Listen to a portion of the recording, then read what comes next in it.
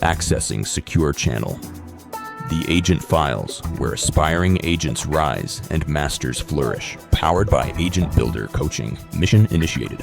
File loading. Choosing your battlefield is this week's mission on the Agent Files. And this may be one of the most important missions to complete prior to, before you actually get licensed in the business of real estate. Why is this important? Well, so many people think that it doesn't matter which real estate company you choose because it's all about you. It's all about your business. And reality couldn't be farther from that. Okay. It is of key importance to make sure that you team up, that you associate with the team, the brokerage that best complements your business objectives, your business plans. So the environment you choose will either fuel your growth or suffocate it. This is not about commission splits. This is not about frills or thrills or fancy this or fancy that. This is, does it fit your business model, right? And we keep saying this is your business. So think about that, right? Can you make mistakes? Absolutely. How important is making a mistake or preventing making a mistake? Well, it's potentially, a career-ending decision. Just imagine that you're picking the wrong team, and for whatever reason, the environment is just not right for you. It doesn't give you the support, the training, the assistance, or the business opportunities that you are seeking or needing. Now, I can tell you right up front that there is no such thing as a perfect real estate brokerage. Doesn't exist. I've been doing this for almost 40 years. I haven't found one yet. Okay, so are there some that fit better than others? Absolutely. And this is, again, the reason why we hammer so much on the business plan. Because if you have a clear understanding what it is that you want to accomplish with your business, then you can look at that and say, okay, now, of these things, of this business plan, what can my brokerage, the team, the organization, the entity that I associate with, license with, what can they bring about so that I get closer to my objectives sooner, faster, better, cheaper, more productive, more profitable in any way, shape, or form? So I'm going to tell you a story about actually my own research, and it was purely accidental. I did it right the first time out. Okay. And it was a fluke. I didn't know what I didn't know, but I had been in business before, and I did realize a few things. So keep in mind, when I came to Canada in 1986, I knew English. I spoke English. However, I wasn't versed in, real estate English. I didn't know much about day-to-day business in Canada. So we were planning to start a book business here, and that actually never happened. It got sidetracked, got involved with some real estate projects, and it's a story for another day. But at one point in time or another, I did register and complete the real estate course.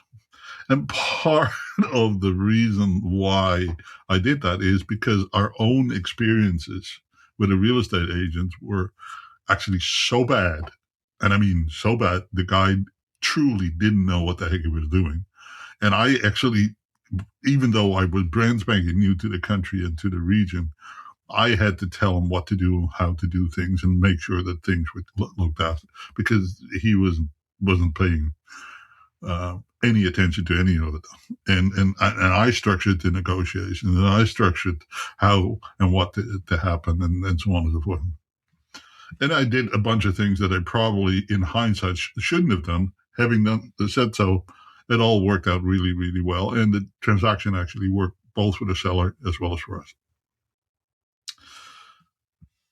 But that actually motivated me to say, hey, if this guy that truly hasn't got a clue what he's doing can make it in real estate, I surely can make it, because I already, just from the outside looking in, know what I could do better than this guy, right? So that was a motivating factor.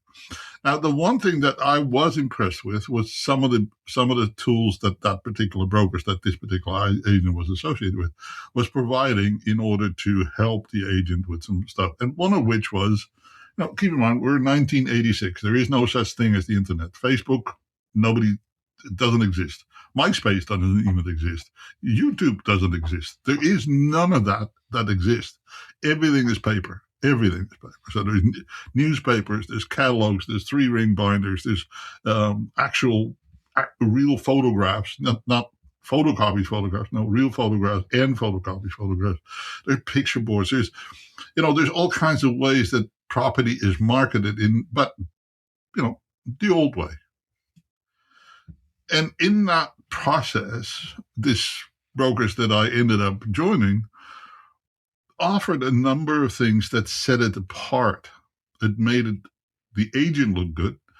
It offered really consumer-facing marketing tools by way of picture boards and proper training and proper professional attire. They had mall display units, places where, like a kiosk, where you could display pictures of property. So you had an audience to talk to. And me coming out of retail sales, I recognized all of these things. So after I had talked to half a dozen brokerages in town, I realized that in my ignorance, right, ignorance from the point of view that I was new in the country, new to the community, and green as grass as far as real estate sales, I didn't know what I didn't know, but I did know that I would have the opportunity through this brokerage to A, get proper training, because they certainly had that, and then B, I could get in front of people, right, by way of the picture boards, the office floor duties, the kiosks, doing open houses for other agents, and so on and so forth. I recognized very quickly that was the key for me to go from nowhere to somewhere in a relatively short period of time, because no matter how you do this business, it is working with people. Now, I'm not particularly the most social person in the world, but retail sales is simple. It really is simple. When you think about it, it's, you figure out what the problem is and fix it. Simple. Okay. And that's no different in real estate than it is in widgets or shoes, or when I was in the book business, in books. So selling comes to me like second nature. So that opportunity for me to get in front of enough people often enough and consistently enough gave me all of the opportunities that I needed. And that, to me, was at that point in time very much a determining factor. Now, yes, fast forward 40 years, and now, of course, the notion that a kiosk is a key factor, I'd be tempted to say that it still applies, because it's about people, right? So if you're looking for where do you need to be as far as an agent, well, yes, you need training, and yes, you need support and assistance and answers to questions if and when they come about. But you also need really solid opportunities to get in touch and stay in touch with people. And the organizations, the brokerages that do that best are the ones that you need to think about, right? Now, in the good old bad old days, that was belly to belly, face to face, in person. Nowadays, that may not be exactly the same. And for some people, they live 100% on the internet. But again, that novelty is worn off. So there's now a lot of people that actually, the internet for finding the right people to work with is no longer the greatest resource. It's a place to be. Don't get me wrong. You have to be there. There's no question about it. But is it the best place for you in your business model. Again, you turn around and look back at your brokerage. Who are you with? Where are you with? Now, so part and parcel of what you need to figure out in your business plan, in your discussions about where to go is this secret ingredient. It's all about you connecting with people. What, who, where is that opportunity the greatest, right? And your own concept of how you're going to do that. And don't get me wrong, the company is not going to give you a golden platter and say, okay, you have this exclusive right to all of the ready, willing, and able buyers in this territory. It doesn't work that way. You have to earn that way. But if you have a tool that your office, your company, your organization offers or brings about that gives you an advantage over everybody else, or that you can present it as an advantage over everybody else, then the likelihood and the probability that people want to talk to you is therefore greater.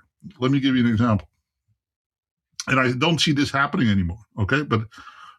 So in the good old bad old days when I started in real estate, we had professional blazers. And it had a logo of the company on the blazer, on the pocket of the blazer. And we were required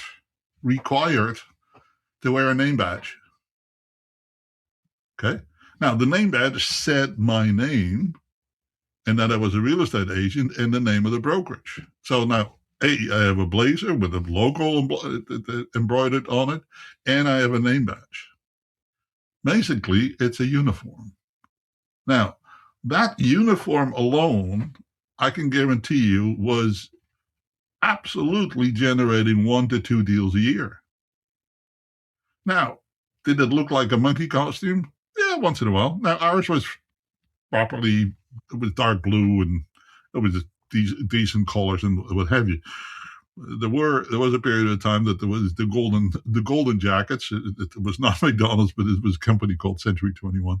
The company's still around, but they've kind of abandoned the whole career apparel thing.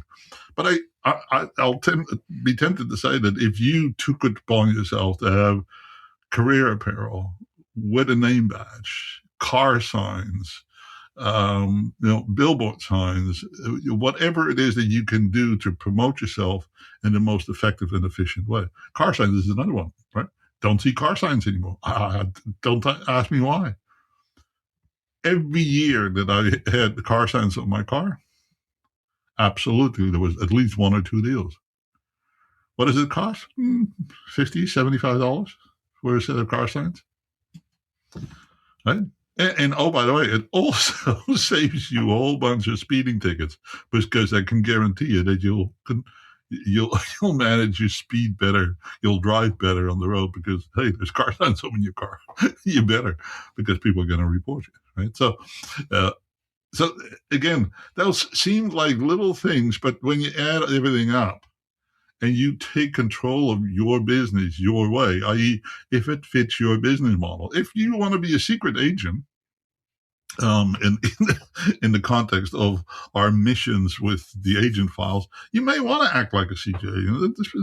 There is a business model for it. But if you not want to be a secret agent, then figure out a way to promote yourself in the best possible way to your target audience, right? Even if your target audience is maybe not as public as the obvious ones, right? People that visit an open house, hey, they're telling you they're interested in real estate. But, heavy-duty investors or developers, they're not visiting open houses.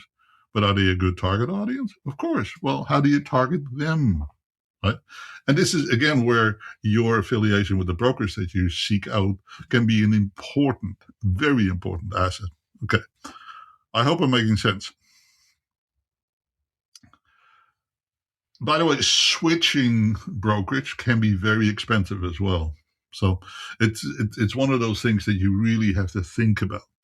Now, I always hear one of the key questions, first questions that are comments that I hear from so many agents. Oh, what's the split? 100% of nothing is nothing.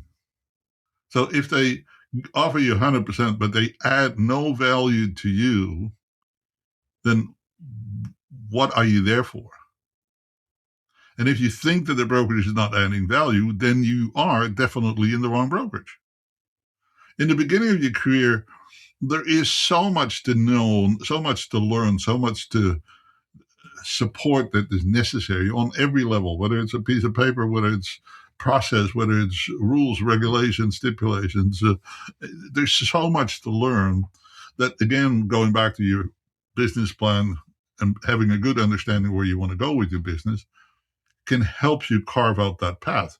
But then having good support and good resources to get the answers when you need them, right? You don't need all the answers now, because by the time that you actually need them, it will all be forgotten, which is another problem with a lot of brokerages that they, and by the way, real estate boards and real estate councils and all the organized structures in and around real estate make the same mistake. They do this information dump on you, right? You get into real estate, you get overloaded with information, and now you look up and go like, what the heck just happened? I'm drinking from a fire hose and I still don't know what the heck I'm doing. It's because there's no structure, right? So one of the magic bullets for yourself, again, with this business plan, is to really figure out, okay, this is my pathway. My connection through my business plan and my superpower, and we're going to talk about superpowers in an upcoming episode, so stay tuned, and that's an important aspect. You're going to figure out what your ideal buyers, your ideal clients, your ideal target audience is going to be. And that ideal target audience, that ideal sphere of influence, very much also relates to why you join a certain brokerage versus another brokerage. Okay? Now, some demystifying things. Okay? Let's talk about commission splits. From my understanding of the current marketplace in certainly British Columbia, and I would say most of Canadian real estate structure, the cheapest to the most expensive brokerage, the difference in cost for you to be there, it is somewhere between $5,000 to $8,000 a year. Okay, certainly in your first few years.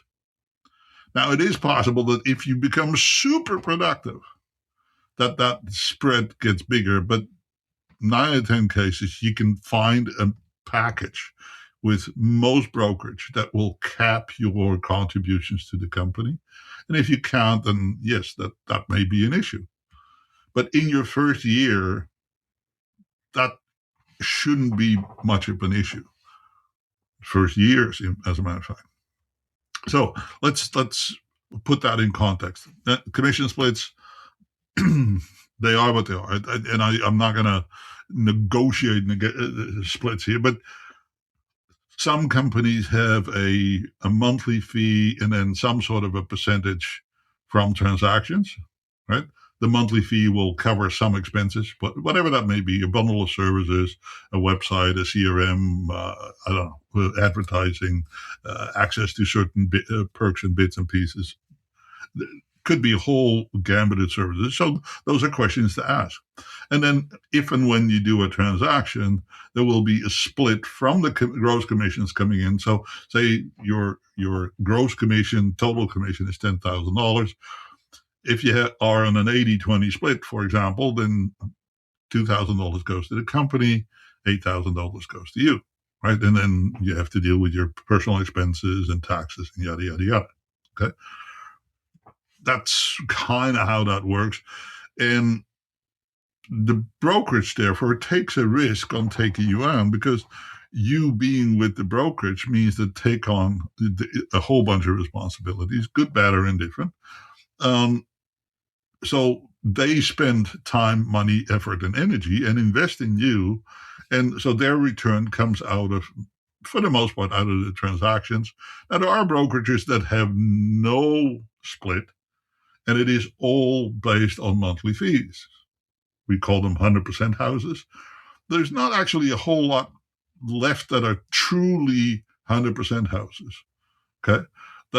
Most of them have either some sort of a split or some sort of a deal fee and a monthly fee, or have a transactional fee with a much larger monthly expense attached to it. And there's a few other hybrid models around. So truly 100% houses don't actually exist. It's based on that, yes, there is no percentage on the transaction, but there's always some sort of a cost per transaction or per listing, per file, and then some sort of a monthly fee attached to it. So many realtors, certainly in their early years, are okay with some sort of a split, but don't want much, if any, monthly fees. Understandable. Although some monthly fees actually pay for something, right? So many of the brokerages will have things like a website and a contact management system, and maybe subscribe to the do not call list, or do title searches, or have apps for doing FinTrack disclosures and the banking, and you name it. It can be whole kinds of services that are built into a monthly fee. Expenses that you would otherwise have outside of the brokerage that are now just bundled and based on economies of scale, much more affordable than if you had to contract those things individually and independently away from the brokerage. There's some good and bad on that, and that's certainly something to consider. Okay. Decisions to make. So again, based on your business plan, you will know very quickly whether a company is a good fit or not. By the way, and it's just a tidbit here, a teaser maybe. We actually wrote a book on how to find the right brokerage. So if you want a copy of that, send us an email and we'll send you a copy of that for free. There's no cost to it. Okay. And I'm not promoting the brokerage that I'm with here. You can figure that out all by yourself, and I'm not going to stimulate one brokerage over another, because these are your business decisions, and it's a partnership. Okay, it is a partnership, and some are good and some are not so good, right? And part of the partnership, and this is an important piece to consider, is your relationship with the team that is at that brokerage. And that is from the top down, ownership, regional, local, manager, staff, administration, the payout department. All of these things are important. What kind of legal department do they have? And and I'm going to say this, and it's a bit controversial, but you need to look at the financial stability of the brokerage. This may sound like a really weird statement, but right now, this is somewhat of a tumultuous time in real estate. Right? There's fewer sales, prices are coming off. There's a lot of commotion in the marketplace, with a fairly high number of real estate agents still in the business, with significantly fewer transactions, meaning that fewer agents are actually making money. Now, why is that important to you? Well, it's important to you because a lot of real estate brokerages allow agents to run their bills in the company up to, relatively significant amounts. And just think about this. If 100 agents owe the company $1,000, right? The company is now in the hole for $100,000. How are they going to pay their bills if there's no other income? The company's income comes from the production and the paying of bills by the agents. Now, most of the real estate boards, most of the operating expenses, the add-on expenses are billed to the brokerage, and then the brokerage bills them to the agent. Right? So there's inevitably, companies can have a significant amount of accounts receivable, and that can definitely bring them into trouble. I recall here in Greater Victoria, there was a large brokerage, well over 200 agents. I'm not going to name the name, but that went belly up. They had like 6 or 7 offices, and all of a sudden, the entire organization was broke. The doors were locked. The agents were locked out of their files, their transactions, their materials. Clients were hurt, and many of the agents lost all of the commissions that were not closed yet. The deal's closed, but there were so many creditors, and in those days, in that period of time, the operations have changed a little bit, and the rules have changed a little bit because of that particular instance, by the way. But at that point in time, real estate agents were deemed to be unsecured creditors. So they went to the bottom of the list of creditors rather than the secured creditors. Nowadays, because of independent contract, it's a little bit better, but it's still not 100% secure that the agent will get paid before everybody else. So it depends really how the brokerage has been operating, and in many cases, when a brokerage is in trouble, I hate to tell you, but their accounting may not be perfect at that point in time. Okay, so that's another question to be aware of in selecting what brokerage that you're going to work with. Okay, this is not fear-mongering. These are real things. You are going into business. You need to make smart, well-prepared, well-informed business decisions that run with your career for a long period of time. Okay. Then there's this whole thing around culture in an office. And yes, it can be very supportive. It can also be a little draining. It can be healthy competitive. It can also be unhealthy competitive. Okay. And there's definitely certain organizations that carry a certain amount of arrogance, prestige. Other ones have reputations that are great. Other ones have reputations that are not so great. You need to figure out what is the best fit for you. Okay. But you understand now, A, you have to be with a broker, so you don't have an option. So B, therefore, the decision around where you go should be your decision. And I mean your decision, not, oh, Johnny went there and he likes it. That's not a good model, right? Figure out what is important to you for your business, then create a short list of questions and use the same questions to all brokerages that you talk to.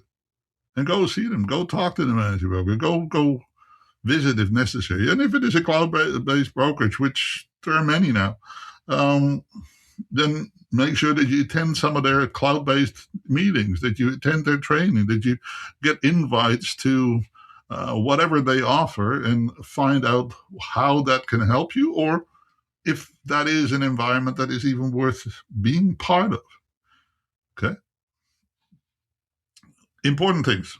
So again, training and mentoring. And again, I caution you for the information dump, because most brokerages will have some sort of an education program, but it's typically, here is the 15 steps to get up and running in real estate.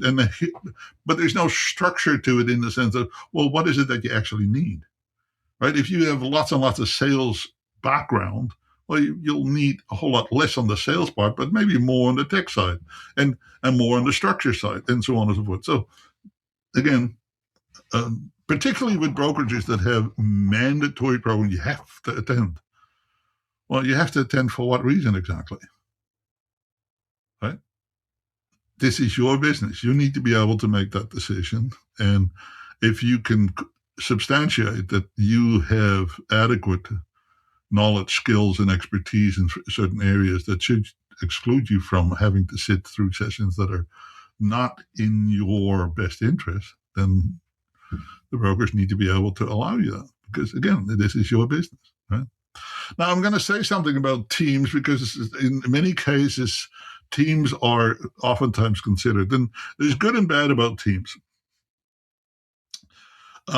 If you never plan to be truly an independent real estate agent yourself that wants to run their business their way, and the concept of a business plan and the concept of carving out your own niche and your own pocket in the business and run it your way, then maybe considering a team is not a bad thing.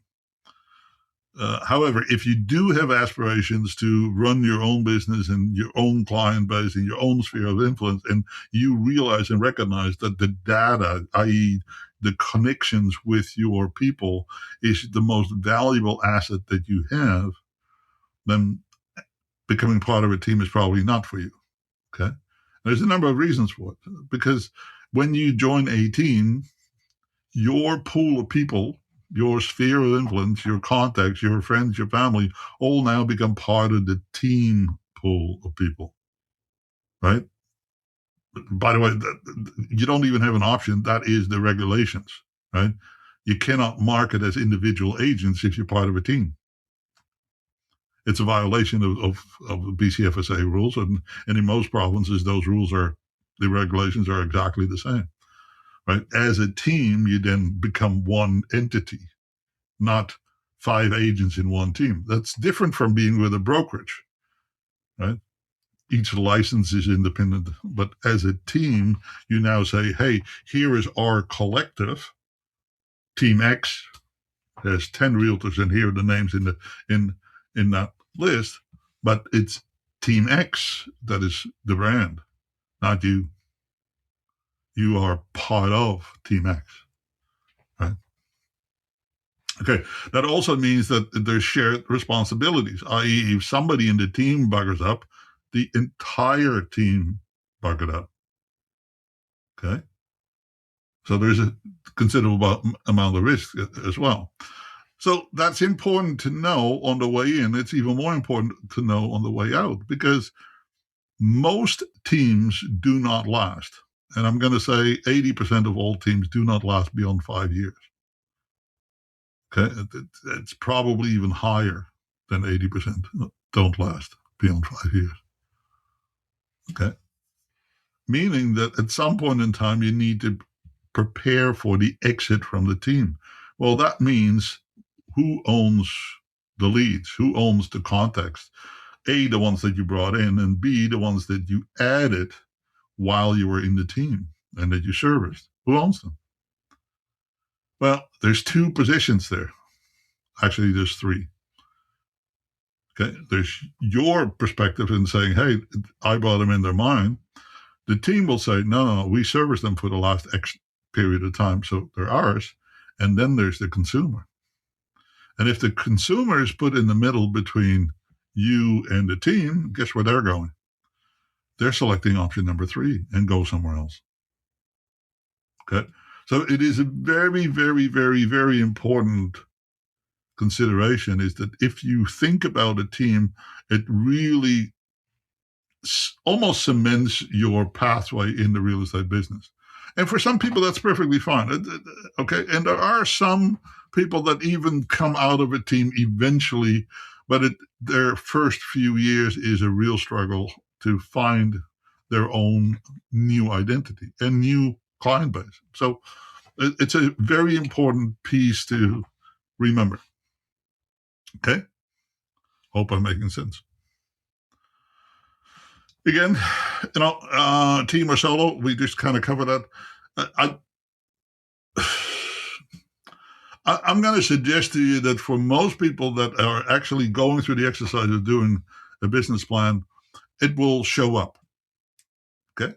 Because if you do proper SWOT analysis, you will find out whether or not you're more suited to be, your own entity, or whether you're better suited inside of a team. And if you have questions about it, please don't hesitate to contact us, because that's certainly a big decision. Probably on the same footing as what brokerage you select. But if you join the team, then you don't have that option. You're joining the brokerage where the team is at. But that's not an option. Now, I'm going to make one caveat here. I want to touch on. in the world of real estate nowadays, there are some brokerages, and including the one that I'm affiliated with, that offer kind of what they call either revenue share or profit share models, in which there is a reward compensation offered on people who are attracted to the company by somebody, right? So if you were to join company X and Johnny at company X, you know, was deemed to be the reason why you were introduced to that brokerage and therefore joined that brokerage, then Johnny at company X would probably get some form of compensation. Most of the time, it's based on your production with that company. Now, there's also companies that have just a one payment type incentive, and there's many of those, by the way, that have they say that they don't have incentives, but they actually do, right? And the person recruiting somebody gets a stipend or an amount or a bit of discount or a free month. Or in other brokerages, it is actually based on the production of that agent, and that can become quite lucrative. So there are agents out there that are doing nothing more, nothing less than trying to recruit agents from other brokerages. And again, some do that for the right reasons, i.e., they offer good supports, training, and resources, and others not so much. Again, in full disclosure, I'm with a brokerage that offers revenue share. It's a model that I have been part of for the better part of 15, 20 years, because I was the fourth agent that ever joined Keller Williams. I'm now with the EXP Realty and have been here for a good number of years. And both had profit share or revenue share type models. I like it mainly because it makes sense from my core values. I like teaching, training. I like helping people. But making that economically viable is not that easy, because most people that need the training, need the teaching, can't afford the teaching. Well, they can afford the teaching if they are part of our downline. So I get a little bit of compensation out of their production. And if I help them produce more, I get therefore some financial reward. Right. So this is full disclosure. I'm not sitting here trying to recruit you. That's not the point of this discussion. It's just full disclosure. And it is there. It's out there. Right. I'm being very transparent here. I'm not a secret agent. Okay. All right. So again, some of the questions to ask your brokerage team is: what training, what mentorship program, what technology systems do you have? How are leads generated and distributed? And I'm going to say that is a question that many agents ask, and there is very little structure in the brokerages about that. Okay. Because the brokerages don't necessarily generate a lot of lead as a brokerage anymore. Okay. That used to be big. Nowadays, not so much. Now, they may have some sort of a pay per lead model that you can participate with. That starts to become a bit of a profit center for the brokerages, frankly, right? There's some brokerages that are quite good at that. And then there are some brokerages that have established relationships in certain market segments, right? To give you an example, in the commercial real estate world, you have a brokerage called Colliers. Well, they have a name, a brand that is specializing in commercial. So the brand brings in a fair number of commercial inquiries. So they get to redistribute those to the agents that are part of their broker. There isn't really, in the residential world, a brokerage that stands out in the same level as much.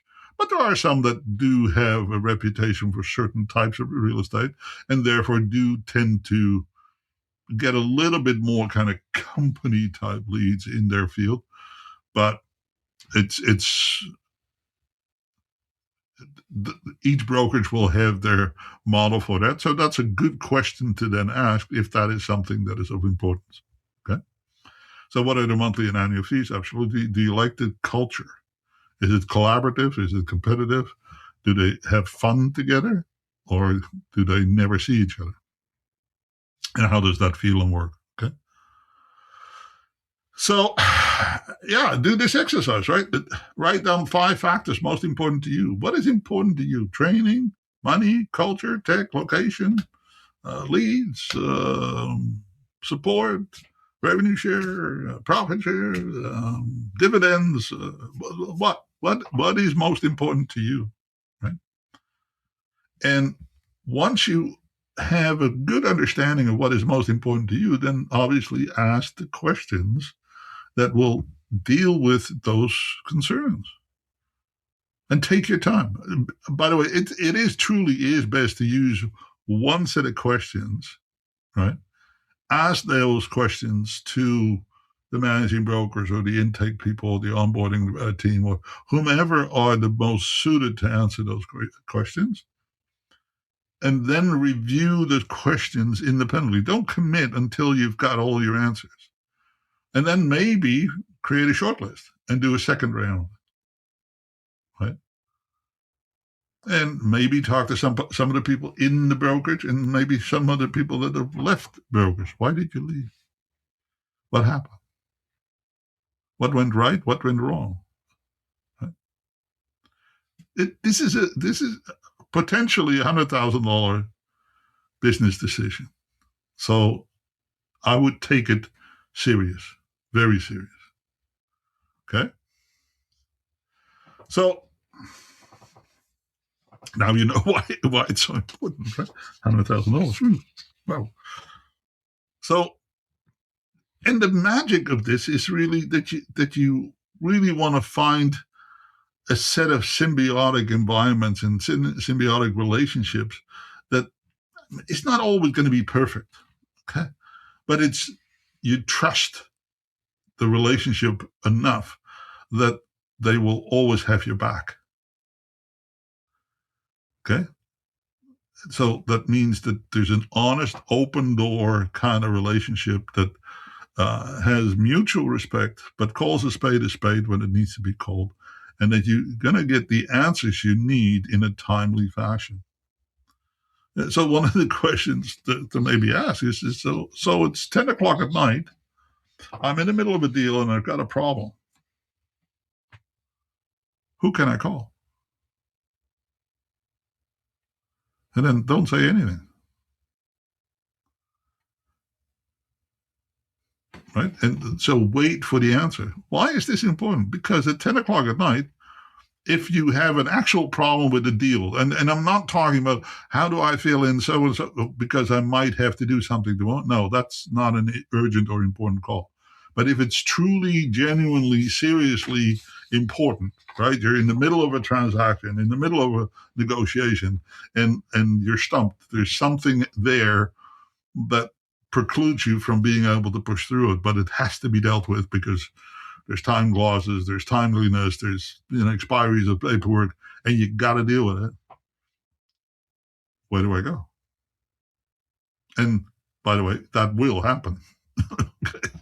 That's not a maybe. That will happen. Now, if the team around you says, "Well, you can call so and so or this and that," then talk to that person. Not at 10 o'clock at night, but outside of emergency. Okay, how do I best get answers to transactional challenges when there's an emergency? That does, by the way, that doesn't preclude you from doing your own due diligence. And many organizations, of course, nowadays use things like AI and data banks of kind of problem solving wikis and what have you. So technology definitely can help you a long way along the way, so that the urgent and important kind of calls are not as frequently happening anymore, but it's still there. And just my own years as a managing broker, even now, I haven't been a managing broker for 5 years, 4 years. And I still get phone calls from agents saying, I'm stuck, what do I do now? Okay. And sometimes it's agents that are not even with a brokerage. Why? Because, you've had long-term relationship with people and you're not going to push them away. Typically, my answer is, well, A, you should really talk to your own managing broker, but, this is likely the pathway to follow, right?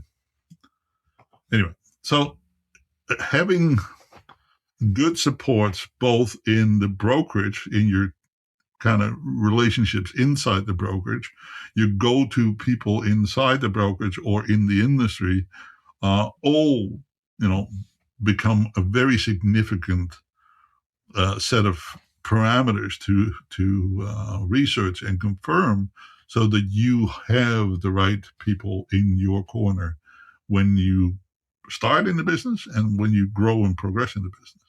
One of the most rewarding things for people like myself that I really enjoy the teaching and the coaching and training part is to see a new talent come into the business and see them kind of, literally involve themselves in every aspect of the business based on their set of parameters and flourish because of it faster than most other people, because they're trying to learn everything, right?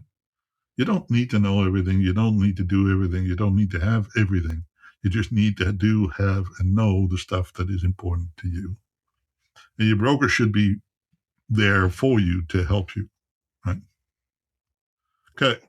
So again, research some brokerages.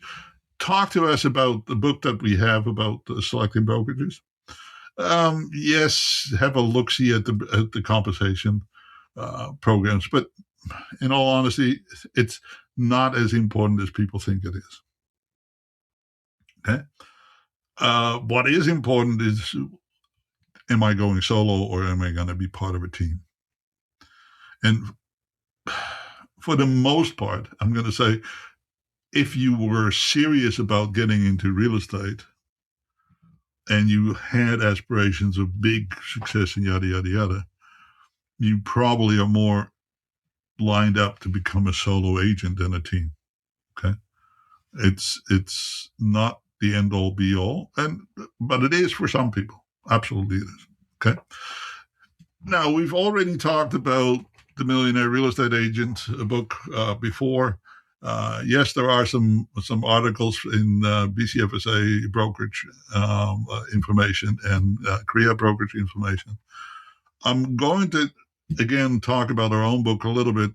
It's just the 10 questions to ask, but also the strategies around how to ask and where to go with some of the information. And yes, again, start with your business plan. Once you've done that, then you will have a much better understanding as to what it is that you actually need, and therefore you'll have a better understanding which brokerage may be the right fit for you. Okay. Next time around, we're going to unveil another mission or another secret, and hopefully this is giving you enough information to kind of put your teeth into. And wish you all the best, and see you on the next episode. Have a fantastic File saved. The Agent Files. For more missions, agents' tools, and tactical strategies, subscribe and follow the Agent Files, powered by Agent Builder Coaching. Until next time, stay sharp. Your next mission awaits.